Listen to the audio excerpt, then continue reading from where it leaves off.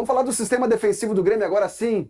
Cristiano Munari te deleita, porque muitos jogadores tiveram notas bem baixas na cotação de Quem deu GZH notas ontem? Esse que tá do Tu deu teu lado notas aí, baixas pros Souza. jogadores ontem? Sim. Qual foi a média? Serrote 4, Wagner Leonardo 5, acho que Kahneman 5,5 ou 6 e Marlon 5. Acho que 5, Marlon. Mas o Mano Menezes, na entrevista coletiva, disse que a defesa foi bem, com exceção do lado direito, que sofreu. Essa foi a frase do Mano Eu Menezes. acho que ele não vê o jogo. Né? Tem dois lados, tem o lado direito e o lado esquerdo. Eu fui fazer um O levantamento. lado direito não foi bem. Vamos com o levantamento do Munari, que ele é bem interessante. Eu fui fazer um levantamento, porque ontem o Aliança Lima finalizou 23 vezes contra o gol do Grêmio. A gente falou antes sobre o Grêmio, foi o pior desempenho defensivo do Grêmio no ano. Antes disso, o pior desempenho em termos de permitir finalizações do adversário foi naquele jogo contra o Atlético Mineiro, na Arena, na estreia do Brasileirão, que o Grêmio ganhou, mas lembra? Ganhou com... Foi um jogo que o Volpe foi bem. Né? Volpe Foram ganhou o jogo do 22 finalizações. Então foi o pior, foi o jogo que o Grêmio mais permitiu finalizações de um adversário na temporada. Isso depois de ter tido 20 dias para treinar. Né? Aí eu fui olhar, mas será que é o Aliança Lima que finaliza muito? Pode ser, né? Que o time dos caras costuma finalizar bastante. Não. O Aliança Lima, desde março, não chegava a um número assim de finalização. No ano todo, o Aliança Lima só finalizou mais do que 23 vezes, 2 vezes. Finalizou 24 contra o Ayacucho e contra o Cusco. O Cusco, né? Finalizou 24 vezes contra o Cusco. Então, assim, o desempenho defensivo do Grêmio ontem foi compatível com o Ayacucho e com o Cusco. Esse foi o nível defensivo do Grêmio ontem. Por isso que eu não compro a ideia de que o problema são os jogadores. Aí eu fui olhar a última rodada do Campeonato Peruano, porque o Aliança Lima enfrentou o UTC. O Aliança Lima precisava ganhar, estava brigando pelo título com o Universitário, um dos rivais lá. Acabou empatando por 0-0 e não venceu, não conseguiu o título. Aí eu pensei, não, mas assim, contra a Universidade Técnica de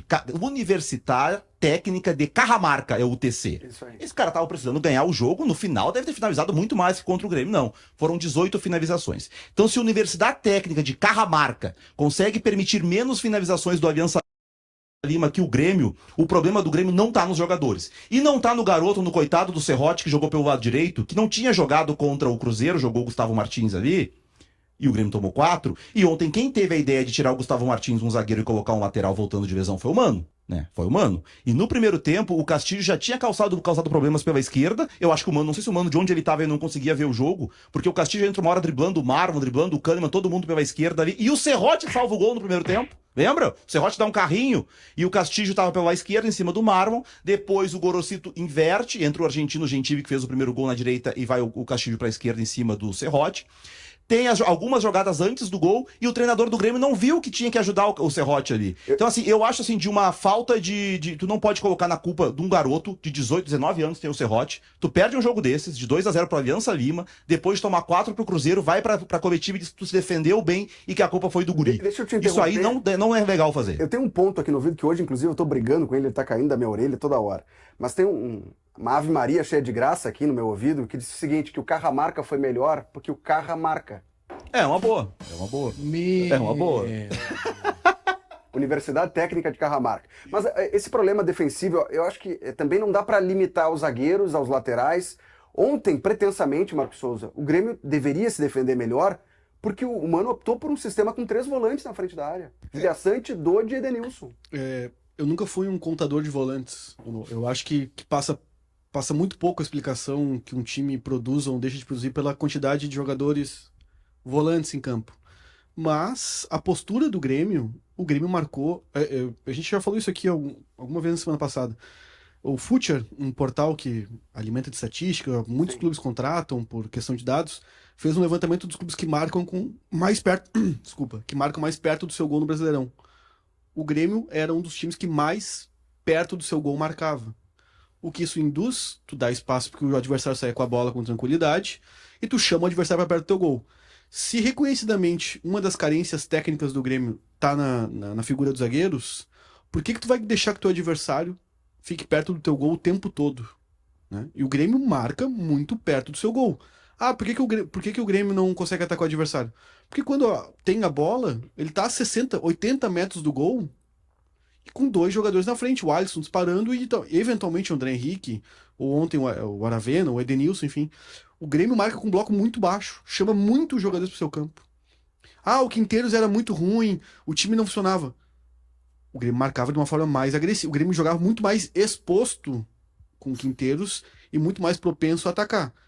com o Mano, o Grêmio joga de forma muito mais defensiva e muito menos propenso a atacar. E ainda assim, dá muito espaço aos adversários. Alguma coisa precisa ser feita para corrigir esse problema. Não passa por contratar um meia, como o Mano disse ontem, para jogar mais. Não passa por contratar um zagueiro destro apenas. Acho que faz muita...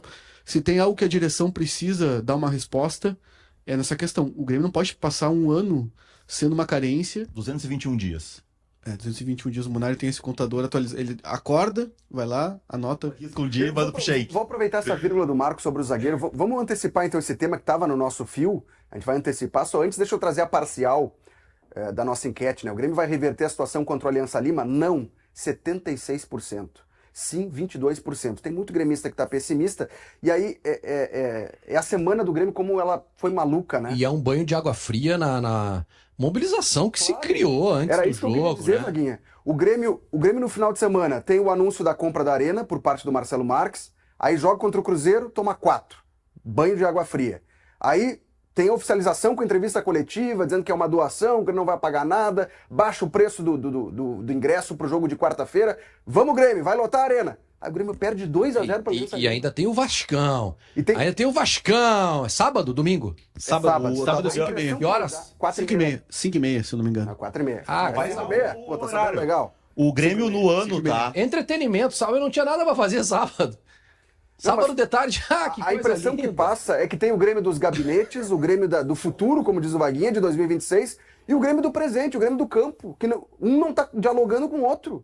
E se não dialogar, o Grêmio do futuro não vai existir. 2026, que se espera que seja grandioso, o Grêmio no outro patamar, com O investimento. que tu tá querendo dizer com isso, Felipe? Que o Marcelo Marques tem que botar aporte agora, já, pra Mas montar não sei se é time? uma questão de dinheiro, Vaguinha. Eu, empresário, eu não investiria R$1 no Grêmio até eu saber qual a direção que esse time e esse grupo vai tomar na janela. Tu não pode financiar um projeto que agora, nesse momento, a gente não sabe qual vai ser o futuro. O Mano vai seguir no Grêmio. Mas só um pouquinho, se não financiar agora, o futuro pode ser a Série B, daí é mais Mas, de grave. novo, Vaguinha, a gente... Marcelo deve estar desesperado. Marcelo Marques deve estar desesperado, Mas eu vou te dar um querendo exemplo. falar com o Guerra. Uma Ele quer agendar uma reunião com o Guerra, quer fazer time agora, lógico. O dinheiro do Marcelo. Lógico. Alguém que conhece o Marcelo sabe se ele é adepto daquela ideia de fechar a casinha fora de casa ou ele gosta de jogar futebol? A gente falou com ele já sobre isso na sabatina. Ele se disse um fã do Mano, Ih, do então. Filipão, mas se os resultados não viessem, ele trocaria. Não, mas não tem Ele não vai manter por Digamos que o manter. Marcelo Marques diga o seguinte, tá bom, gente, eu vou doar hoje pro Grêmio 30 milhões de reais. Tá? Digamos que... Não, é pode doar, não. Digamos que Para, isso aconteça. acabou a doação, né? Tá, não, Vai mas digamos continuar que isso doando, aconteça, mas- Vaguinha, quem é que vai contratar? O mesmo que contratou esse elenco aí, o Gemerson e o Wagner Eli. Leonardo, que o Vaguinha citou e tá certo, e o Marco falou agora há pouco, que é o zagueiro canhoto que tá jogando improvisado na direita, custou quase 30 milhões de reais. Então, o dinheiro nem sempre ele é a salvação, porque o dinheiro mal investido pode trazer problemas lá na frente. Aliás, vamos antecipar esse assunto no zagueiro, porque hoje se completa 221 dias desde o fim do Brasileirão do ano passado, quando o Grêmio passou a procurar oficialmente um zagueiro destro pro lugar do aposentado Jeromel. Aliás, o Grêmio já sabia que o Jeromel iria se aposentar, né? Pois o grande favorito nesse meio de ano para assumir esse posto do Jeromel não vem mais. O Adrielson está saindo do Lyon, da França, rumo ao Al-Wassel, dos Emirados Árabes. E chama atenção o valor da transferência, pessoal. Os árabes vão pagar 2.200.000 euros, muito abaixo daqueles 7 milhões que o Lyon tinha pedido ao Grêmio. Traz o executivo desse time, então. Não, Esse cara é bom, sabe Só negociar. o que explica isso, Munari, é que a Eagle Football, que gere o Lyon e gere o Botafogo, não quis vender o Adrielson pro Grêmio para não ter um adversário Não, forte.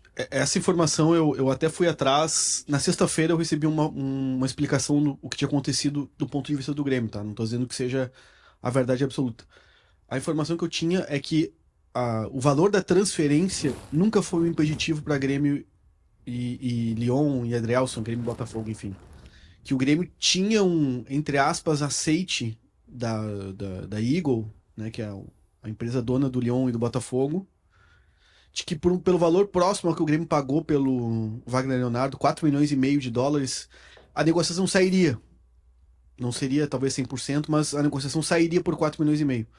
A informação que eu tive foi que o Grêmio foi conversar com o Adrielson, sentou à mesa, pediu os números dele, salário, o que ele pretendia, e o Adrielson chegou e disse pro Grêmio: eu não quero voltar para o Brasil, o meu salário é muito superior a R$1 milhão, tenho gatilhos contratuais no meu vínculo atual que vão me garantir reajustes, e eu entendo que esses valores não são praticados no futebol brasileiro, e eu não vou voltar para o Brasil para ganhar menos. E o Grêmio disse, então, tá bom, Adrielson, se tu aceitar conversar, a gente está disposto, a gente consegue fazer a transferência.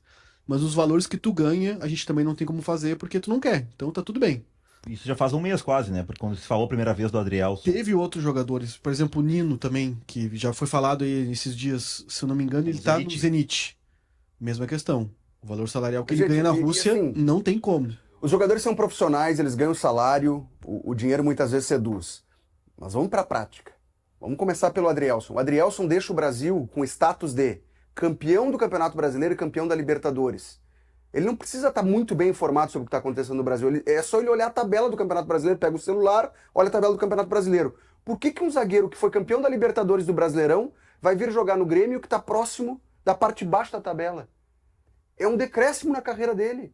O Nino, ele deixa o Fluminense campeão da Libertadores. Ah, tá no Zenit, tem guerra, não quero mais ficar na Rússia. Por que ele vai vir jogar aqui? Não tem lógica isso. Por mais que ele ganhe bem. Ao mesmo tempo que o argumento com certeza é válido para essa situação, não, os jogadores não enxergarem no Grêmio um mercado atrativo no momento, mas tem muito jogador de futebol espalhado pelo mundo que deve preencher tecnicamente as características que o Grêmio precisa de um zagueiro, né? A questão hoje também que atrapalha muito o Grêmio é que o número de estrangeiros inviabiliza que tu contrate um outro jogador que não é brasileiro e te aumente o problema de daqui a pouco outros jogadores que tu tem que são soluções para outras posições não podendo jogar. Então por isso é uma bola de neve que o Grêmio segue deixando aumentar, porque não consegue resolver essa questão. Achar um zagueiro brasileiro de nível com titularidade, dentro dos valores que o Grêmio pode pagar e que aceite participar de um projeto que no momento não é bem sucedido. Soou o alarme, tem recados aqui no nosso chat, na nossa live, eu quero ler alguns deles. E tem uma pergunta do Milton Felipe Helfenstein, que pergunta, cadê o CCD, Wagner Martins? CCD tá de férias. Tá de férias. Por isso que ele não vem Mas hoje. tá na área, né? Mas ele tá vem. na área, tá Ele na vem em área. breve. Eneida Barbosa, não tem nenhum jornalista identificado com o Grêmio aí no programa, por quê? Porque CCD Zero tá ouvir, segundo a informação do Vaguinha. CCD tá de férias. A Keck eu não sei onde tá. Aqui é que tava trabalhando até 1 da manhã ontem.